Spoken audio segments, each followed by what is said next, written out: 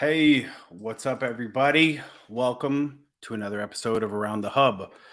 Today, we are going to be talking to some drivers. The goal tonight was really to get the perspective of the people who we always talk about. How how do you run a successful FedEx business? Well, you gotta recruit drivers. You gotta retain. It's most importantly. But what does that actually sound like? What does that mean coming, when communicating with those drivers? So tonight I wanted to specifically bring on a wide variety of drivers. So we have four CDL drivers that wide range of experience. I say four, I mean three, and our mystery guest. But the goal tonight is really to get the perspective of a driver who drives for FedEx. What do they need? What do they want? How do you keep them happy? How do you retain those drivers? So let's first, as always, bring on my beautiful co-host, Christian. What up, man? How's it going? Going on? It's going well, man. Real good. Still Um, with the PA to get my my stuff done, but it's going. How you doing? I'm doing good. So you are not in your normal house. Tell us what's going on there behind the No, scenes. I didn't wear my polo this week because I had my travel bag. So sorry, Okay. but I'm excited, man. Yeah. This is big, right? Last week we had contractors, big time. We know we heard them what makes them successful, but there's the other side of this, which is like obviously you need a team, you need a good team, and how do you keep that team? That's Bingo. what it's about. And so, as we were thinking about putting the show together, I thought, oh, I'm just going to get a bunch of FedEx drivers and ask them, their opinions. But I wanted to go out beyond and try to get a wider range of opinions. And so, tonight, I think all the people we're going to hear from extremely informative, and everybody has a unique point of view.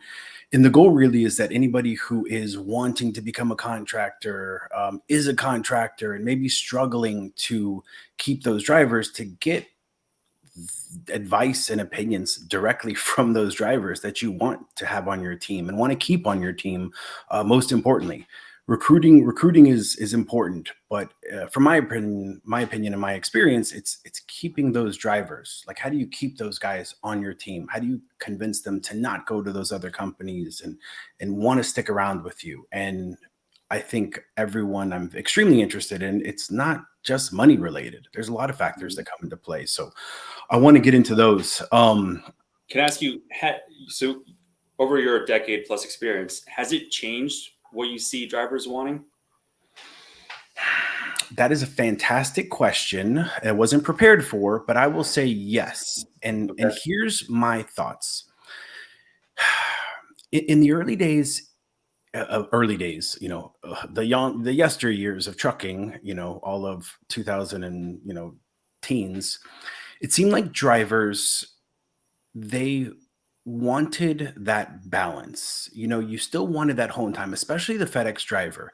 Hey, I want to work, but I want to be home. And FedEx provided this tremendous opportunity, especially those solo drivers. Hey, do you want to work that 9 to 5 job, Monday through Friday, Tuesday through Saturday, dedicated runs? And if you had those runs, it was really easy to keep those guys because there's balance. It feels like at some point, like, COVID era, we got introduced to a new driver, which was I'm driving, but I have a side hustle that's really my passion. And I'm just doing this job until my real career takes off, when I start, bringing in that generational wealth, and I'm all about the multiple streams of income. And it's like, the TikTok effect. And I think what we've learned in our business is that you embrace that. So yes, it's different. The conversations are different. The way to nurture those drivers and give them what they want, or maybe even what you think they want, has certainly adjusted, and you have to keep up with the times. Good point. Yeah, I gotta tell you, like for me, getting into being a new contractor, one of my biggest concerns is like, one, does anyone want to come work for a new contractor necessarily, and how do you keep them on, right? How do you build that good team? And I guess best way to find out, go ahead and ask. Tune in at 9. So, all right, our first driver. This is trucking. People don't understand. this is trucking, all right? That's what we're doing here. And so our first driver, we've been promoting, excited to have her on. But guess what? She's in the middle of delivering a load from like somewhere Oh, this is real. to somewhere. This is live. So she's calling in. We're not going to have video on her because that's probably not safe. So we want to bring Jacinda on and talk to her. 2 users in the stream. Jacinda, can you hear me? Hi, yeah, good evening. How are you? Thanks Yes. for having me. Ooh, hey, how are you? I'm good, good. Thank you. Yes, it's trucking out here. Can you Still tell us trucking. where you are right now? Absolutely. I just went through Albuquerque, New Mexico, headed to Denver area, Greeley, Colorado, with Okay. barrels of honey. Sounds good to me. Just stop off in New Jersey and let me get a couple of those. I'll be very appreciative. I'm Tell coming us. for you. I So already told you. I'm coming for you. believe it. So for anybody out there, Jacinda, she is big on Instagram, which is I've been following her for a while. She has an exciting page. We'll put her link in. That's it right there. Jacinda Lady Trucking. And she's excited. I wanted to talk to her. I had to have her on the show. And even though she's not a FedEx driver, kind of wanted to talk to you about your experiences in trucking. What are you doing now? Well, currently owner operator, just bought a truck about 6 months ago, but you promised year the most year, Might have some connection issues. and Yeah. that's how I started out. Okay, so that's how she started out, everybody. Did you catch that, Christian? I didn't catch anything. I'm sorry, Jacinda, cut out a little bit there. So It's can okay. you We'll do it again. So I'm Yeah. an owner operator. I just bought my own first truck about 6 months ago, but proudly started with FedEx back in 2004. So very proud to be part of FedEx, and I'm honored to be here with you guys today, representing FedEx.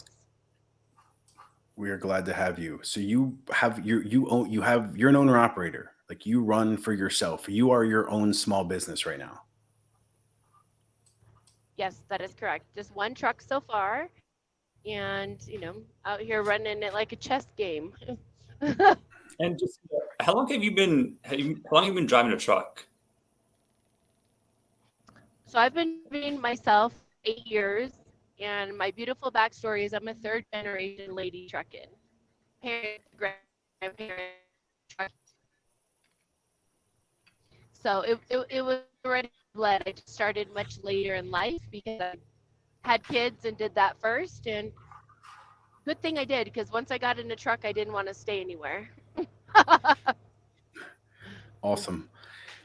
And so when you're out there talking to other drivers and they're saying, hey, I'm driving for this company, but I really would love to get my own truck one day. What is your comments and advice to them? I encourage everybody to do it if they want to do it. It's not for the weak by any means, okay? You're completely flying your own plane, driving your own truck every single day. There's pros and cons to all of it. Being an independent, you're flying on your own, to being a contractor where it's a nice, stable surroundings. Work is stable. You have a backbone, you have a support, you have people to fall back on. So it's just a completely different perspective of from being a contractor. Mm-hmm. And you have to be willing to take risks, okay? This is all about risks out here. Sounds familiar to our business, that's for sure. When you think about the trucking industry, and you have trucking companies, contractors that own these trucks and desperately need these drivers to assist them and help them grow that business, where do you see people going wrong? What is it that it's like, man, you know what? If they just don't know any better. What advice would you give to people to just run their trucking company better when it comes to their relationships with drivers? I would say it's a fine line between professionalism and personability, because you need to have that connection with the people that work with you, for relatability, but also to be able to accommodate to their home lives. A lot of people have families out here, and sorry, I'm climbing. It's not easy, and unfortunately, contractors, they're not going to be able to accommodate to everybody personally. You know what I mean? There's going to be some guidelines across the board, but I think in an attempt to accommodate individually is important also, meaning their home time, their money. I think home time has become really important, almost exceeding money at this point, in my opinion. That's something that people really focus on, so you can find balance in your life. How do you find balance in your life? Well, personally, I live in my truck. I've lived in a semi truck for 3 years, okay, 100% of the time. And I personally find balance in just exercising, eating right, emphasizing my things at hand now in my life. I travel with my dog, which is healthy for a companion on the road with me. But just doing all the normal things for me, even as if I were a contractor or a bank teller, you have to make that balance for what works for you as an individual. Mine is running, eating right. Those are the things I obsess about every day. And this is taking this another direction, but how do you do that living in a truck? How do you eat right? How do you exercise while living in that truck? I make time, just like anything else you would in your life. If it's important, you make time for it. Um, I personally order healthy meals online and have them on here. I have food. I have a dog that I run with. That 30-minute break, or actually starting my shift early to Mm. finish when there's still daylight to get my exercise in. It's different for everybody, but those are the things that are important to me that I make time for. I don't really understand completely when people say I don't have time. You have to make time. You make time to go to work. So why are you not making time for yourself? Yeah, Powerful words. extremely. Um, Okay. Jacinda, can I ask where do you see maybe some employers go wrong maybe when they're trying to retain their team or things they do? Is there anything that stands out? The the first thing that comes to my mind is not following through with promises. I think that's a big issue is people will promise just to get people and then they don't follow through. That's Is, what I hear is one of the biggest issues, right? is, When you're trying to get drivers, you'll say, whatever you want to get them, but then not go through with that and then they end up leaving. and do you find that mostly like around pay or like vacation time or Again, any? I think that goes back to home time. Okay. Because realistically, I don't think people get rich in trucking. You have to have a passion for it. And I think some people go wrong getting into trucking thinking they're just going to get rich because that's not what it's about. You have to also have a passion for the lifestyle in itself. Those are just from me. That's how I look at it. mhm.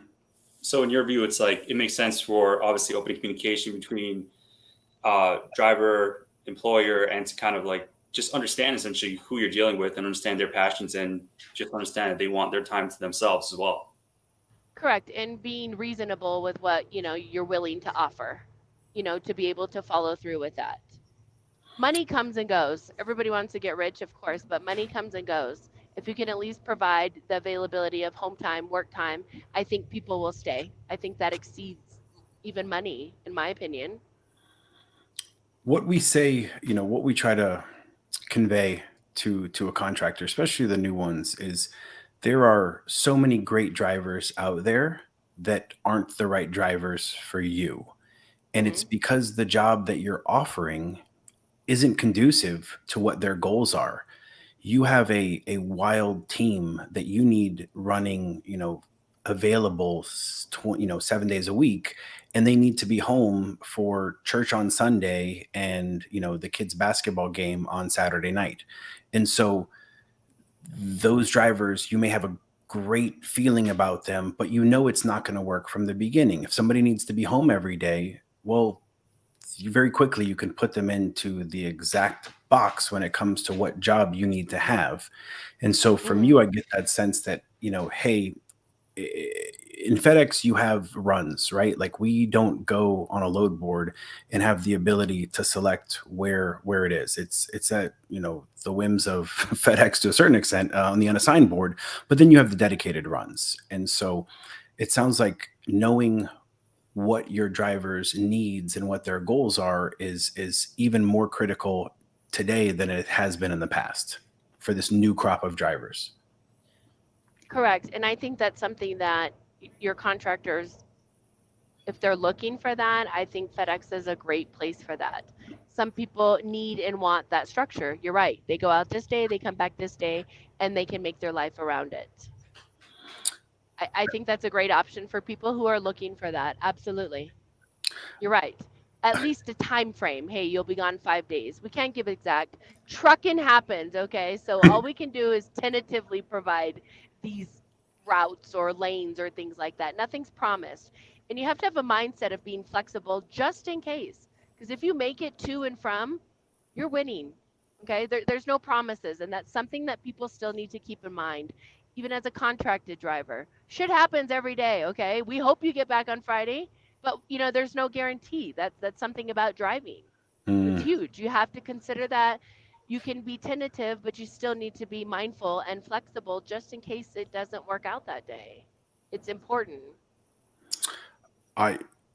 Vin, we got so many phenomenal audio clips from Jacinda. Let's make sure we utilize those. I think the most important question here is, I think that you would make an absolutely phenomenal contractor in FedEx. So can we schedule a time to maybe talk about all the benefits that FedEx, the line haul world, can bring to you as bringing your skill set into this space? Sure. Did you want me sent over my want list first? Isn't that what you asked me when we started? Oh. Yeah, send that to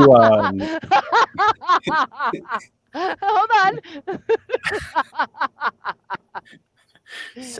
send that to Christian. Okay. I'll gladly talk with you about it. That's He's gonna good forward it stuff. to Rick. Yep. So Oh, we have to have you on when we can see you and Yes. you're in a place. So there's going to be more of these, and I desperately want your perspective on lots of issues relating to drivers. For anybody who's watching, listening, follow her Instagram. So much insight. It's exciting, and she is a lot of fun. Can we, most importantly, Vin, can we see a picture of her and her team driver? Is that possible? Teammate there. Yeah. Really? Look at that. Aww. Aw. Yeah, like it's like, oh man, we'll just get in a truck and bring my dog and travel the one's countryside. Smiles with Miles, because her name is Miles. That's that picture. Oh. Smiles with Miles. Love you, Miles. What is Miles doing right now? Sleeping. We just Okay. got out and took a walk. I stop every hour or two and get out for 10 or 15 minutes and walk around, get my blood flowing, take her out, have a snack. Very cool. Yeah. Listen, we loved having you on. Stick around if you can. Yeah, I'm here. Thank you. I appreciate it, and thank you for having me on. I'm honored. We're super happy to have you. Mhm. And I say anytime, and I genuinely mean that. Okay. I'm coming to Jersey. I'll just tell you. I wasn't kidding. I'll say it 10 times. You let us know. Let us know. That's going to be exciting, and we will get that on Instagram for sure. Yeah, so We're going to Atlantic City, dude. Let's go. Book Let's it. roll. All I'll right. get a load there.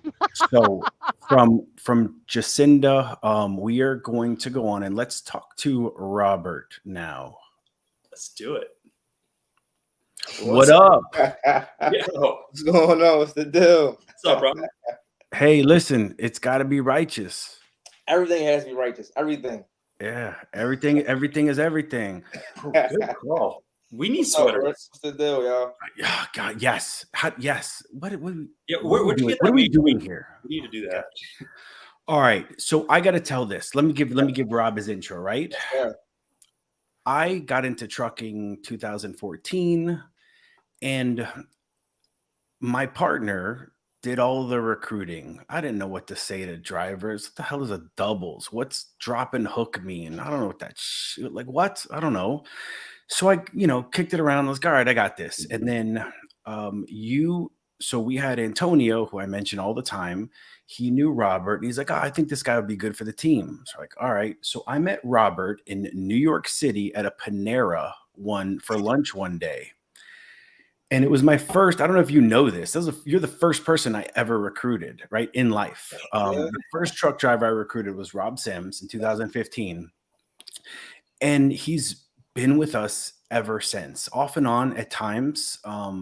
But he was with us in the early days in FedEx, and now he's doing some other stuff for us. But he has been just an absolute phenomenal kind of person to watch grow, because your growth has been beyond trucking. And I think you're the perfect example of what people, what you can do using trucking to fuel what else you want to do in life. And your balance, like Jacinda was talking about, I think is phenomenal. So thanks for coming on, man. I knew I wanted you on for this show. What up? What up, Philly? I got a question. What's that? How were Rick's recruiting skills?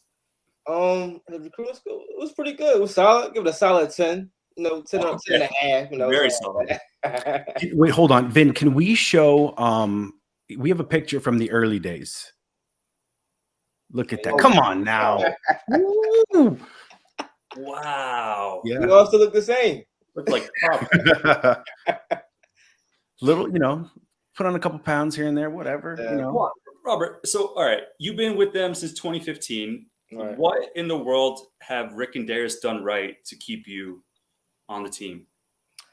They gave me was room. I think room to be curious and room to me want to be venturous through the world, through the country. I guess I was 21 when I met Rick.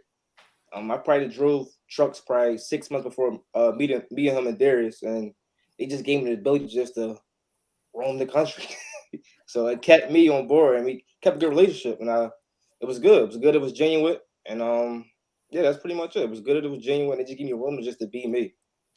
For real. In the early days, right, Rob was working in FedEx, and he was that wild team. You had a couple different partners. We had you inside and outside of FedEx, and we were just looking for what made money. We had trucks, let's run them. And Robert did a phenomenal job of just being flexible and being open-minded and helping us out. And lots of just, hey man, yeah, I'll do it. And I like to think, we gave him that same flexibility, especially nowadays. But what is it that you value, right? Jacinda, when she values the balance, and she values, what is it that you value today when it comes to your trucking career? What I value today is my free time. My free time to have the ability to do, like you said, other things in my life outside of trucking. But rewind back real quick. Another reason why I stay with y'all too, and just love trucking. The perspective it gave me in life. Like I was able to travel the whole country for free and get paid at the same time, and able to see certain things I probably wouldn't be able to see, probably working a regular 9-to-5 job or whatever I probably would be doing at the time. So that was another reason why too. I think I stayed with Rick and Darius too, because I could live with any trucking company, but they had me in California. I'm down in LA for maybe like 2-3 days, just sitting waiting for a load, but I'm out there just walking around the city by myself. And I'm 21, 22 at the time. So, and you also, what is your, like, it's not even your side hustle. Like, what is your primary goal in life? What's your career right now? Well, my career right now, as you can see, righteous production. I'm a videographer. I'm a cinematographer. I literally just came in a house 10-20 minutes ago before we got here. I was in New York doing a commercial with Foot Locker and Reebok 20 minutes ago in Brooklyn. Good for you, man. Nice. I was on the phone talking. I was just getting off the train. I was talking to you. So, yeah. And I think, and correct me if I'm wrong, but we noticed that, following your Instagram and the stuff you were sending, Robert started taking these like phenomenal, beautiful pictures from all over the country. Yeah. And if we were smarter, we would have marketed those much better. But we'll make up for it one day. So is that really where your love for photography, did that start while being on the road? That's crazy. That's exactly how it started. I was just taking dope pictures on my phone using an app called Visco came at the time. And people would say, you take a lot of dope pictures, you should get a camera. And it kind of basically started me taking dope pictures on my phone, just traveling the whole country. And Robert, so you started doing FedEx for them. Do you still do FedEx now? Has that changed? I currently don't, but when they need me, I'm there. I know right now, though. And what is it about like what you're doing now that's not outside of FedEx, that's outside of FedEx that like keeps you interested or makes you happy? Like I said, the balance more so the freedom to able to go, like I said, to go to New York to do a gig over there. They come Yeah. back come back in the truck and drive to Kentucky or drive to North Carolina. Like my mind is free. I'm not in these four corner walls 24/7 in any workspace or in my house. I'm able to be free and be with the nature and to give me that balance in life. Today. So it's, I mean, it sounds like, you know, kind of what Jacinda said also is like the balance in your life is probably one of the most important things. Obviously, money. Yeah. I'm curious, like other things that might come up. Like, what about maybe like a company's equipment? Does that ever like come into consideration? Like, how good are the trucks, or you know, do you ever look at that kind of thing, that kind of stuff? See, I'm the type of person like I'm a trucker, and Antonio, he the one that trained me. Like I could pretty much drive anything. I don't gotta be the newest truck. I don't have to be the oldest truck. As long as I have a good truck, I can drive. I can get to the point A to point B. So equipment with me, like sometimes I just go with the flow. If I can drive it, I can get there. Stick shift, automatic, no matter what it is. So So yeah, it's like as long as they're showing you it's in good shape, yeah, it's being maintained, and they're actually paying attention to that. Like you're happy, like they're doing their job, and yeah. you're going about your way. Yeah, a lot of drivers they come in. I want to have the 2023, the 2022, which is fine, cool, but you got to work your way to get that. I'm the type of person I could go with the flow and still help the company out because they know I have a balanced personality where they could put me in spots and put me in pockets where I know Rob can handle this, matter if it's good or bad, truck old or new, whatever it is. So yeah. Think about your days in FedEx, right? Teaming with Max, you guys had a solid run for quite a while, and then you moved over into Amazon and kind of doing other stuff for us. What are the benefits from a driver's perspective? What are the benefits from running FedEx versus doing the other stuff you've done for us? Anything you can think of? The benefits of FedEx. Well, the team aspect, I guess you could say, you be in the truck with somebody and develop a good relationship. Like you said, I met Max, Mhm. another country from Antigua. He's an older guy, he's probably like 50 something, and I'm 25, probably at the time, 26, I don't know, and I'm a young guy. So we had a good relationship, and it gave me the opportunity to go to another country with him, was Antigua. So Mhm. that was a good benefit for me because I met somebody in the older age of me. We got a good relationship, and he trusts me enough to bring me around his family in another country, which is Antigua.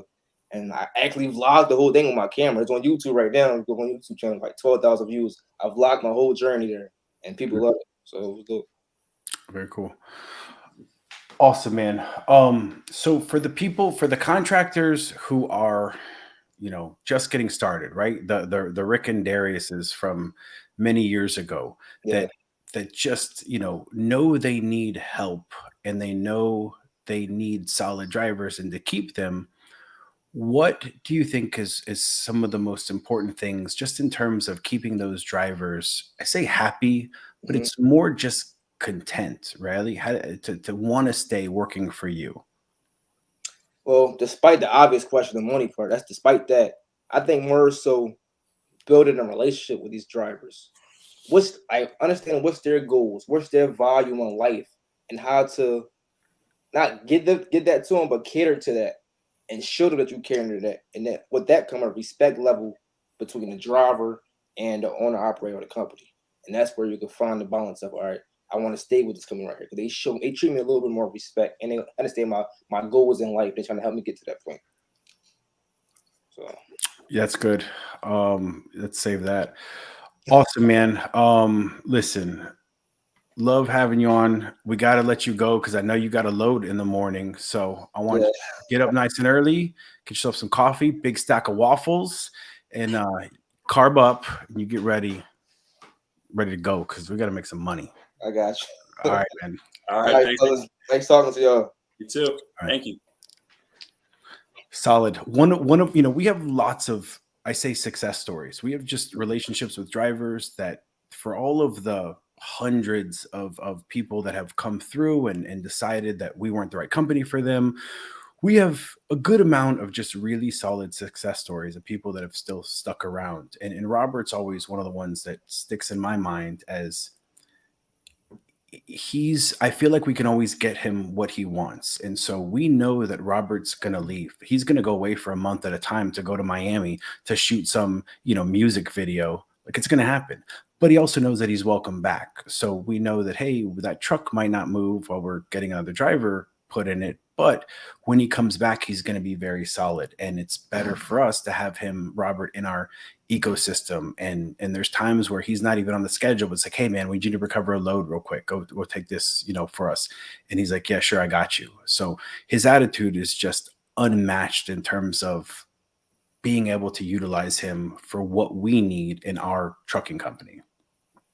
Yeah, man. I mean, it seems like there's a mutual respect there. And it's because like you sat with him, found out what he's trying to do, found him that balance. If it was not a FedEx, it's doing, other stuff. All right. Next, who do we got next?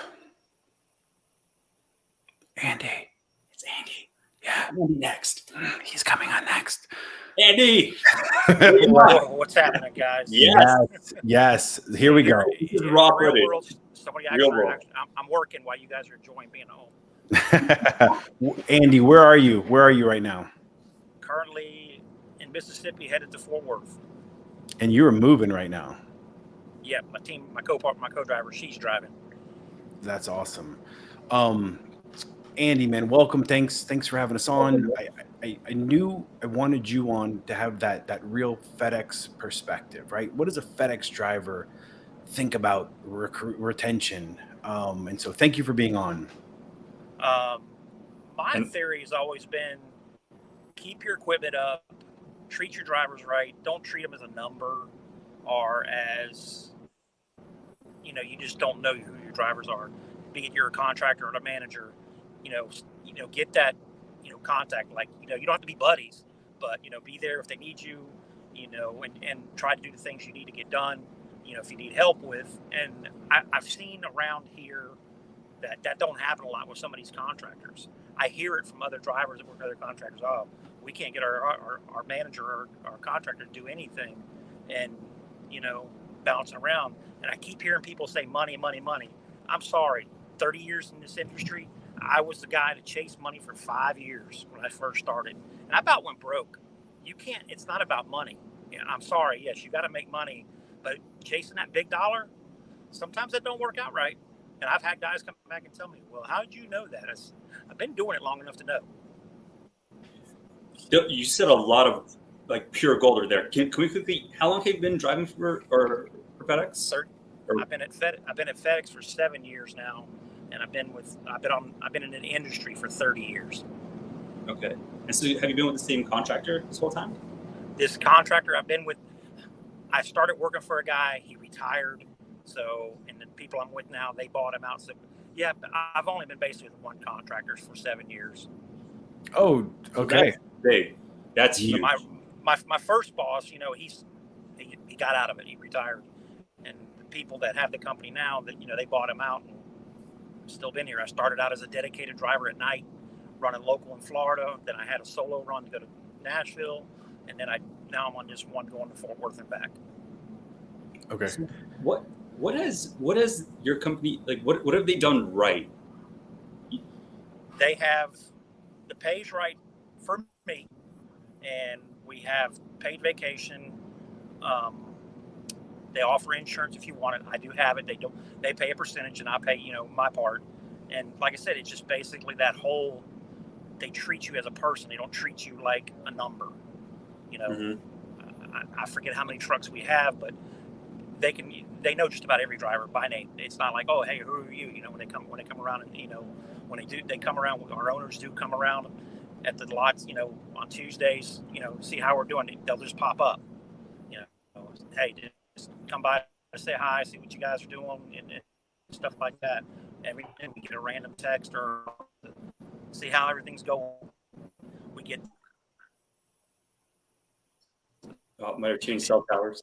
Yep. and managers, they stay in touch with us. Okay.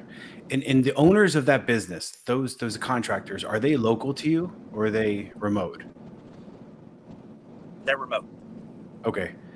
And And so my my contractors, like I said, they randomly show up and just, basically want to see how things are going.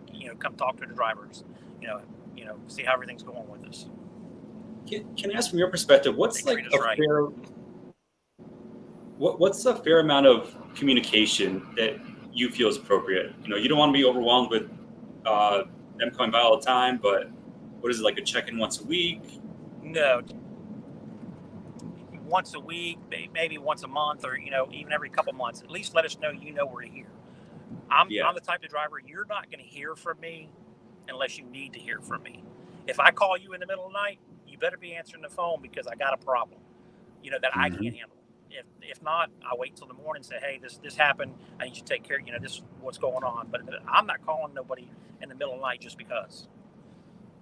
And usually if I call, they know it's kind of he's calling for a reason.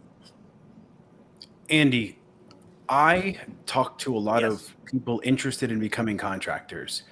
And the one thing that I always get at some point for people who are just understanding FedEx and wanting to be a contractor is, well, I need to live close to the terminal so that I can be there every day and I can go in and talk to the manager and my drivers can see me and I can make sure that they're showing up on time.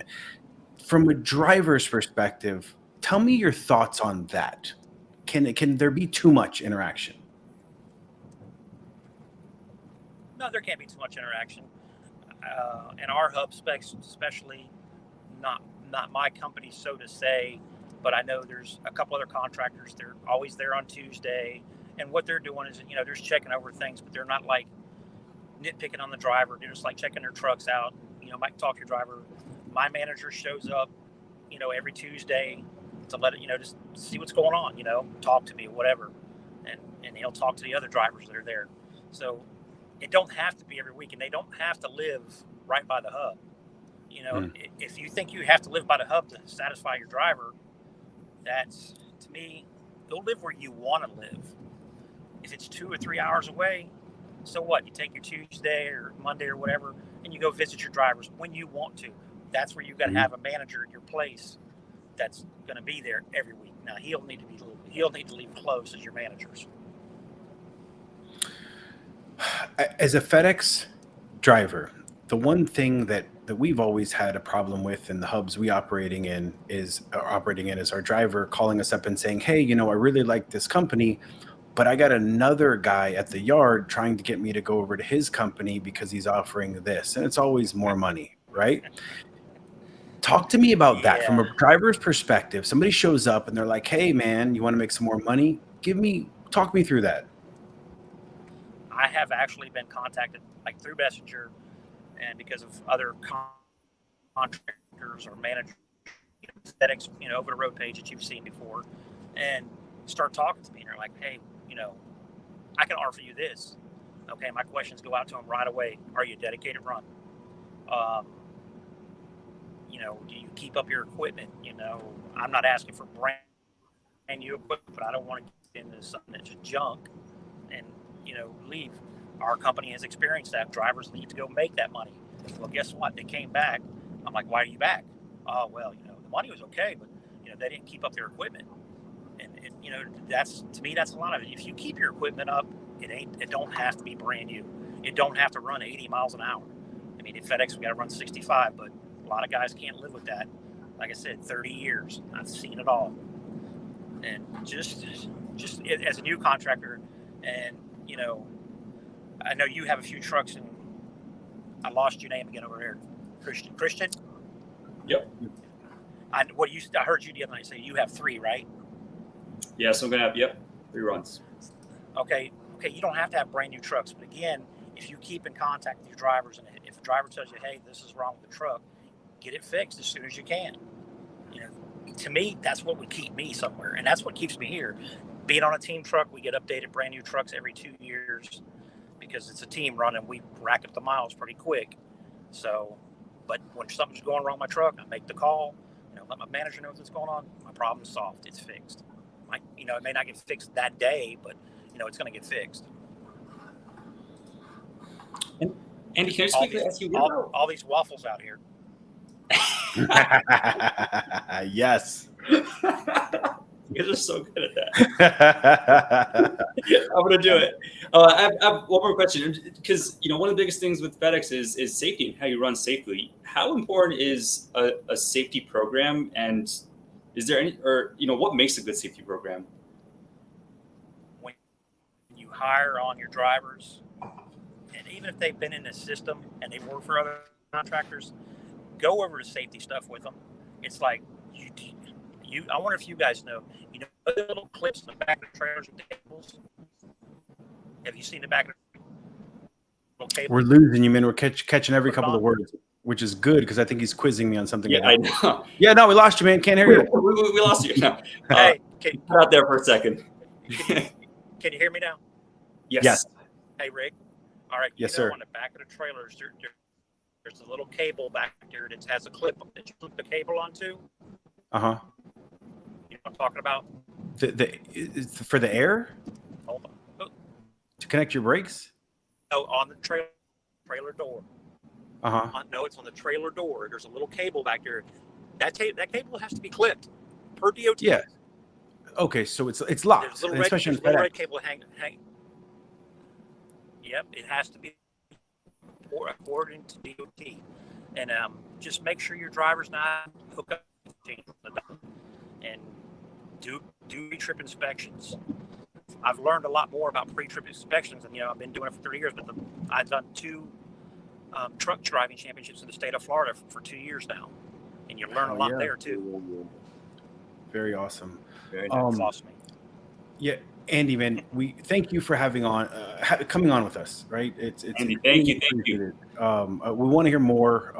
We're gonna have you on again. There's so much we didn't get to, but we very much thank you for being on with us tonight, and drive very safely out there, and more importantly, make sure your co-driver is driving safely. Thanks, Andy. All right, yeah, man. my service is getting kind of you guys are cutting out of me. All right, man. We'll talk to you. Cool.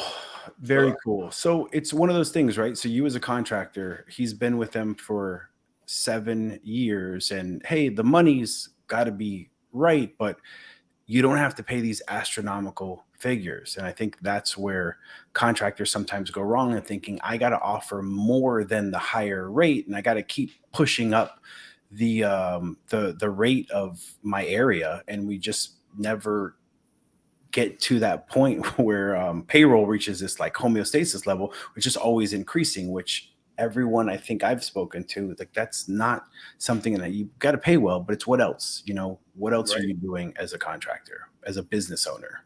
Yeah. And a couple of things Andy mentioned and the previous guest is like, pay attention to driver, what are their interests, what's their balance? And then beyond that, benefits, what kind of plans do you have? Mm-hmm. And who better to help us answer even more? Mm-hmm. Liz, our mystery guest. So I got Tony on, and she was supposed to be a mystery until her husband ruined it for us earlier today. Thanks, Joel. Did you tweet about it? He's the worst. Oh, Just kidding. I love him. I have 4 children with him. I love him. I do too. Hello, how are you? Hi. Don't think you're coming on here and you're going to be, pushing your company. That's not why you're on here. Okay, so don't even try it. Nobody cares. First of all, I don't even need to push my company. Second of all, I'm here to be a resource and answer questions that's going to help our constituency or whoever's watching this to be better in retaining drivers. And that's all Bright Flag ever has wanted to do is just. We're not about money. Capitalism, boo. So if you're at all in FedEx, you have heard Bright Flag Recruiting, and that is Tony's baby. It is. You might not know. So I have known Tony for many years now. Lots of interaction in the early days. And when we're thinking about retaining these drivers, I wanted to talk to somebody who really could play the middle, right? Well, I've seen contractors that I know constantly are recruiting and maybe not retaining these drivers. And I also talked to these drivers about why it didn't work out. So I thought your experience in this industry, especially within FedEx line haul, would be perfect for us to kind of just learn, where do people go right? Where do people go wrong? So like everybody else, where do these guys go wrong when they're trying to retain their talent? Yeah. Okay. So that's like a loaded question because there's 1,000 ways to answer that. So a lot of it has to do with what Jacinda said in the beginning, which is just being super transparent about all the things that you're telling the drivers and make sure that all of that information is accurate. If things change, because things do change, right? They're ever evolving. Just be transparent and upfront about those changes so they're not finding out secondhand or they're not finding out while they're on a run. They're finding out upfront, and then you can mitigate that issue. And I always like to say it's being proactive instead of reactive, right? And just being in the vein of being transparent, when we're talking to drivers, we're giving them the good, the bad, and the ugly. So if we're talking about an unassigned run, which everybody's like, this is the most challenging thing to recruit for, if you tell them the ways that they can make more money while they're on that run and they're incentivized by financial gain, which a lot of them are, especially the younger ones, then they're going to be excited about the opportunity to run wild. So it's all about how you present it, how you verbalize it, and explain it to them. Once you have the driver on board, you've gotten them through the process, the rigmarole of first advantage, the gauntlet of first disadvantage. Just kidding. Got them on payroll and you secured them as an employee. That handoff from whether it's an internal recruiter, if it's not your BC or your lead driver or the AO, if it's an outside third party or whatever, just an HR manager within your organization, that handoff to the manager is really an integral part. There needs to be really clear, concise information about what the next steps look like, when their training is going to start, how long that training is going to be, what they're going to be compensated for that training, where they're going to go, what they're going to be driving. If your recruiter is doing the right job in the beginning, they're going to have a lot of that information from inception when they're laying that foundation. But they're also being thrown so much information. It's almost like drinking out of the fire hose. And you need to take a step back and think about it from their perspective. Okay, they just went through this really elongated step of process, right? They had to go here and get a drug test. They had to go get their doubles endorsement. They had to fill out this ridiculous application that's not user-friendly. They finally made it through all of those steps. Now they're ready to start. Now you have them in their grasp. What next, right? Who's communicating that information? Yeah. Advocating for them? Who's going to be their point of contact? That stuff really needs to be established, and it needs to be really clear and concise before they get to the point where they're ready to start. A lot of the times I see these contractors, especially the new ones that are coming in, that have these great backgrounds in finance or banking or private equity or whatever, multifamily, like where I came from. They understand how to run the companies from that perspective, but they don't understand trucking. And trucking is all about clarity. It's all about perception, and it's all about honesty.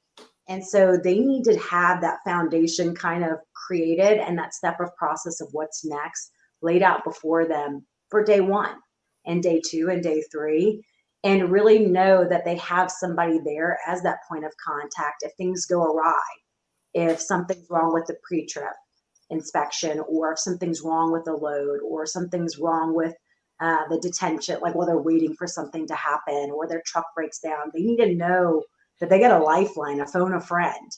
And a lot of these contractors don't know that they need those things, And so one of the things that I love about what you guys do is, especially for new contractors coming into the space, is you teach them all that. You give them that foundation, you give them that groundwork. But a lot of people aren't as lucky to have that resource. We didn't have that resource when we started. It was like a sink or swim, and we had to sink a lot to learn how to swim. And it's so great that there's people like you out there, people like me, other resources that can give them that without having to have that really harsh learning curve, right? There's something that you mentioned that I think is just absolute gold. And for anybody watching this, I really want you to take this to heart because it's something that I've experienced. And it was Tony who brought it to my attention. And then ever since then, I'm like, oh, okay.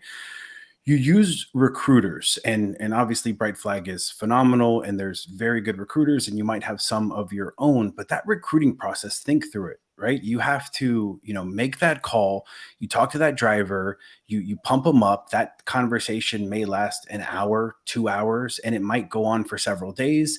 And then you have to get them interested. You process them in First Advantage. You got to get them through. I mean, how long do you see that process taking, Tony, in the harder markets? How long could that take? That process honestly is contingent upon a lot of things. Sometimes if a driver is out on the road, I'm sorry, I think there's a bomb that's about to explode in my house. I don't know what that beeping is. I apologize. Okay, we're not going to self-destruct. No, Joel's just jealous he didn't get any airtime. Trying to sabotage. Yeah, he is. He's trying to distract me. But let me. So if that process, Tony, takes 3 weeks, I guess the point is that you have a recruiter that you are relying on that's going to nurture that relationship with that driver for that period of time. And then there's this handoff, right? And that handoff needs to be very, very well planned out and well sorted out, because when that driver has that initial problem, you don't have that relationship with them. Who are they going to go to? It's the recruiter. It's that person that's been interacting with them for so long, because the FedEx First Advantage process takes so long. And that's something that I've had to learn, that early on, especially if you're going to use recruiters, if any of our clients are going to use recruiters, there needs to be that handoff and that really warming up to that new business and that new contractor, that new AO, who's ever going to be communicating with them, so that they know, hey, we're with them now. We don't need to call our recruiter, and it's nice to have that. But at some point, you as the contractor want to make sure that that driver knows that, hey, they're on your team. They drive for you as quickly as possible. Thoughts? Right. Yeah, no, there's some really good things that we can interject there. So one of the things that we like to do is, whoever the point of contact is that's going to be doing the road test or who's going to be in charge of those drivers, once the background check comes back, we like to go ahead and send that driver, their contact information, driver experience over to that contractor, so they can just do a reach out. They're not going to meet them until the whole entire process is done and they're ready for that road test. We're making them do all of the sweat equity to get to that point and prove themselves. But there's nothing wrong with taking the extra 5 to 10 minutes out of your day to just say, hey, John, Bright Flag told me that you've completed your background. Like, we really are excited to have you on the team. We think you're going to be a great fit. I just wanted to answer any questions that you may not have had, or maybe there were some things that you forgot to ask in some of the initial conversations that you had with your recruiter. Are there some things that I can clarify for you, or is there anything else I can talk about in terms of the culture of the organization? And those touch points from the actual company that we're hiring from goes such a long way, because you have to realize right now it's a driver's market. Right now, for a long time, the drivers weren't in control. They were getting these crappy cents per mile from Estes and Swift and First Student, and they were staying pigeonholed into that bucket. And then when COVID exploded and e-commerce catapulted into the future 20 plus years, now they have the upper hand and they can kind of figure out what they want and where they want to go. So they're going to have a million different recruiters contacting them while they're in that really terrible, elongated process with First Advantage. And those touch points are going to make all the difference, because they're going to remember Rick, who reached out and took the time out of his day as an owner, or Christian that was just like, hey man, just want to let you know, you filled out the application, or we're just waiting for your drug test to come back. Like, we are stoked to have you. Like, what can I answer for you? Are there some questions? So fantastic. Yes. Yes. Are there some questions about the truck and the mattress that you're interested in, or whatever, So when you're recruiting, right? And you're giving contractors advice on how to keep these recruits. It's money, right? Like, all these drivers want out there is money. That's all they care about. Like, it's just money. Of course it is. All they want is money. They think that all they want is money. What is it, Tony? They think that all they want is money. The money is what gets them interested, but it's not that. It's the culture of the organization. Some of these people are really looking for a home. They're tired of job hopping and going to the grass is greener and getting pulled around and jerked around and had false promises made to them. They just want to know that, like, hey, if I come in, I show up for work and I do my run, I'm going to get X amount of dollars. And so, like Jacinda said, home time is super, super, super important. So one of the things that I tell contractors, especially new ones, as they're getting into the space and they're like, how can I be competitive? I always tell them, don't go to the ceiling, because that sets a ceiling for the other contractors in the building. And that's just not a game you want to play. Don't be the lowest. Don't be the cheapest. Don't be the highest. Be in the middle. But what you can offer is retention bonuses. So guess what? The longer they stay with your company, the longer they're on the road making you money. And then the longer they're with your company, they're getting a bigger payout the longer they stay with your organization. So it incentivizes them. It makes it sticky. It goes to show them, hey, you scratch my back, I'm going to scratch your back. You show me loyalty, I'm going to give you a big chunk of change at 1 year, 1.5 year, 2 year mark. And guess what? It is not going to crush your margins because you are making money. Every time that truck is sitting for a team run, you're losing $500,000 a year, you know? So you need that truck running. And if you get people that are like, yeah, man, I want that $10,000 sign on. And I know once I hit that 2 year mark, I'm going to get $5,000 payout or a $2,500 payout. That's bonus money for my wife. She wants a new necklace. My kids got to go to school. They got to eat, whatever.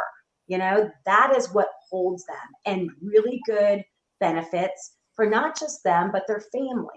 If you want people to think of this company as their home, you have to think about their home. And that includes the people that they live with. So offering really nice benefits, it may cost you more in the beginning, but I can tell you as a recruiter that charges a pretty penny for what we do, because what we're doing is hard and it's strenuous and it's tedious and it's time consuming. You will save so much more not having to go out there and pay for advertisements and having to pay me to talk to them and then having to train them and get them uniforms and all of that. While that truck is sitting.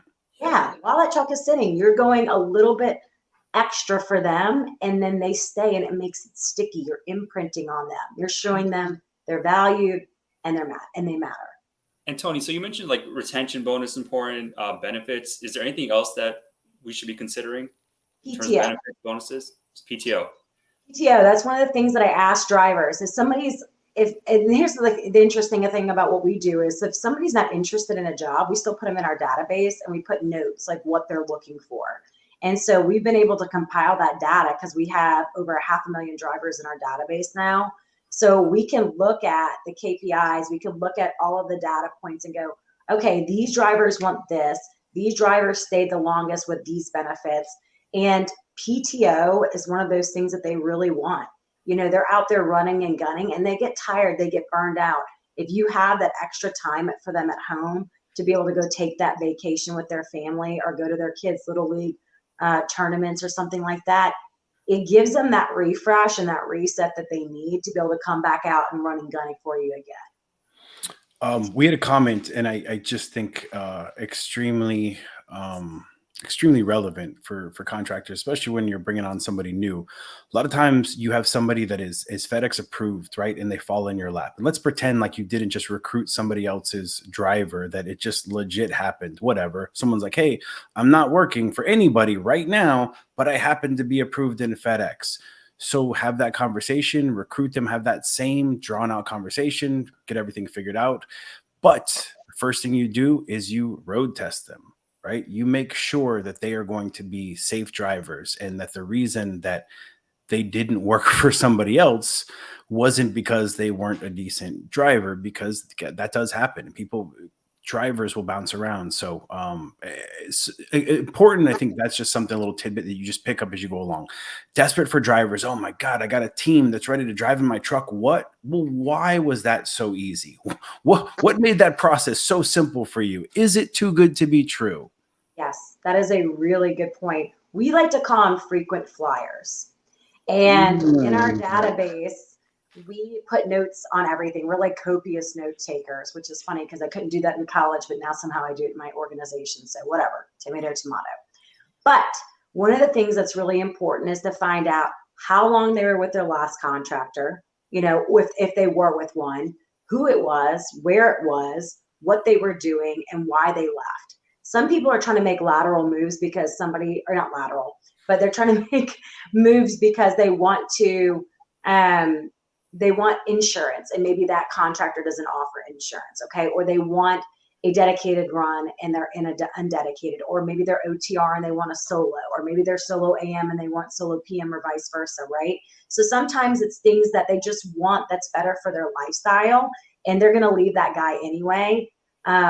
But there's a lot of times where they're coming because they're just complete hot messes and they've worn out their welcome and they saw the writing on the wall and they were going to get fired, or they're just not a good fit for anybody because they don't value what they're doing. They're just trying to get the next job or the next sign-on bonus. So it's really important, like you said, that's a very valuable point.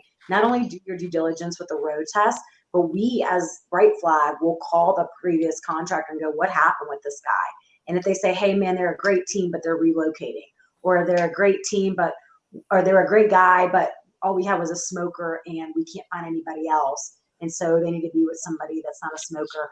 That's different. That is a whole different ball game than, they worked for 5 other contractors in Olive Branch and now they're trying to come to you in Texarkana. Like, that is a red flag, and you have to be cognizant of what those are and do your due diligence, so you're not the next person, waiting for your drivers to show up and they leave you with with The no next run. sucker. Yep.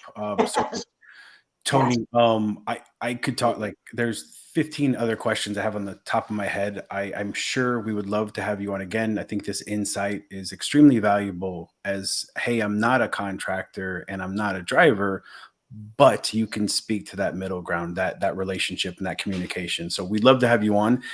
Vin, is anybody still around? Are those guys still there? Let's bring them back on. Let's bring everybody on. What up, guys? We still here, live and direct. There you go. What's happening? Get some good jewels, get information from everybody. For sure. Thank you all for being on. I think this is just the start of a conversation we will be continuing to have. And, the goal of Around the Hub is to make these new contractors, current contractors, give them the ability to run a more successful business. And taking care of their drivers is obviously at the top of the list, and retaining those drivers. And I think that if they're doing that and are able to do that better, then drivers get better benefits. They're happier. They're not looking for those constant new opportunities, because you have a contractor who just knows what to give the driver, and have the creativity and saying, oh, that PTO, that second, third week of PTO, man, that's all I have to do. Oh my God, if I don't offer that, then my truck's going to be sitting. Cool. Yeah. Take that money, and allows them to grow their business. So any closing thoughts anybody would like to provide about any advice you could give to contractors about retaining their best talent? How do you keep them on board? Rob, you're first. I'm first. Yeah. You raised the hand. I know you. All right. Say the question one more time, because I was thinking, what you say one more time? give me one piece, right? What is it that someone's going to give you that you're not going to leave if they give this to you? Man, if Rick and Darius gave me this, oh my God, I would never think about leaving. $1 million. They could never think about leaving. So, all right. So if I cut you a check for 7 figures, I don't have to worry about you going and hiring Tony to find you a new company to work for. To be honest, it's not about what y'all giving me or not. It's more so, and when life, right, in general, you got to take control of your life, no matter what it is. You're an employee, you're an employer, you're a boss, whatever you is.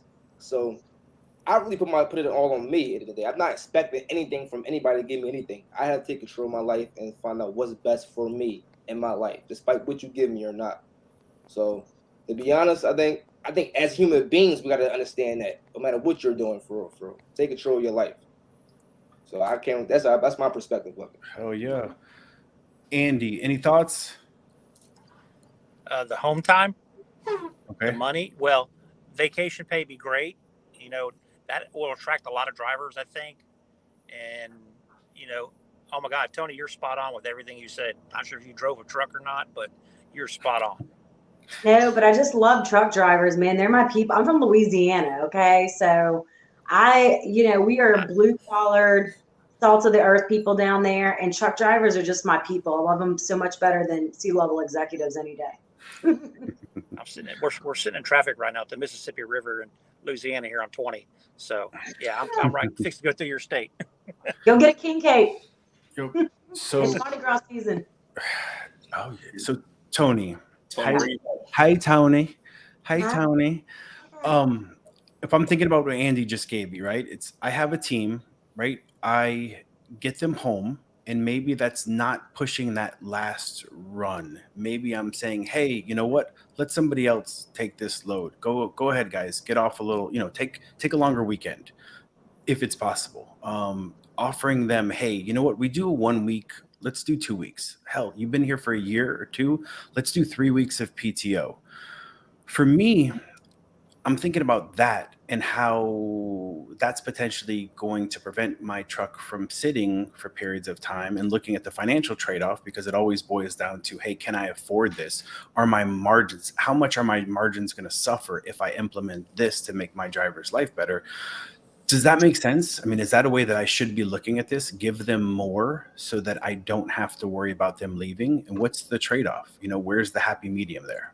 Okay, so that's a two-pronged question. I think the first way you attack it is, one, you give them options, right? Like just like you give children, right? They're your employees. I give people options.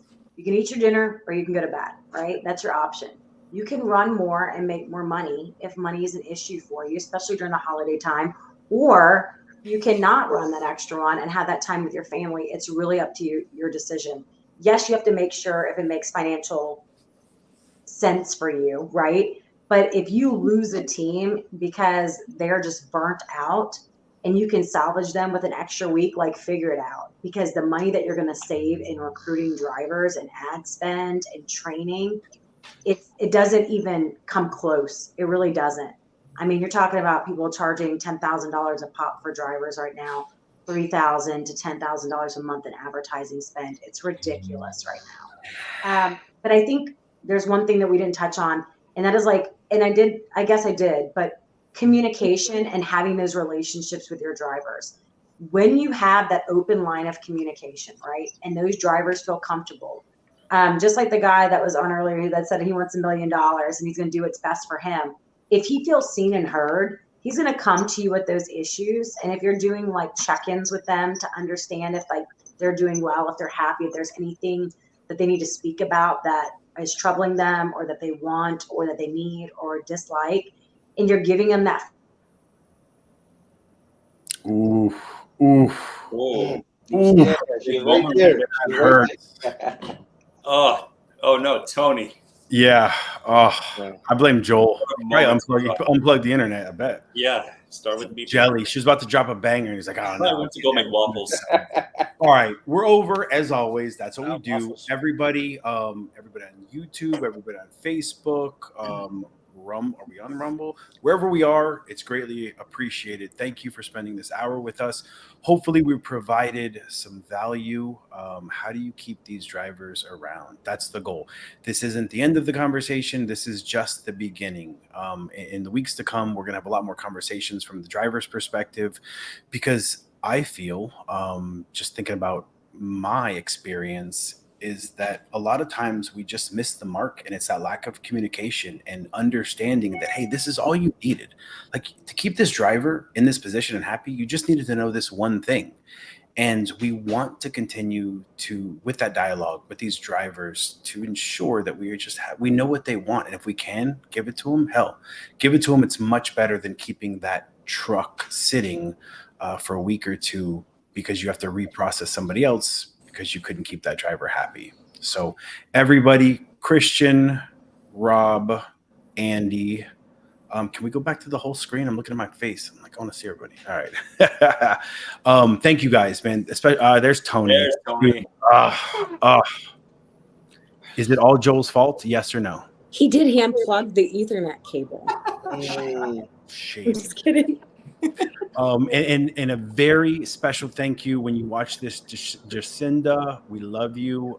We're going to have you back on. And everybody else, thank you so much. Have a wonderful evening. Thanks for joining us at Around the Hub. Good night, guys. Guys. Bye.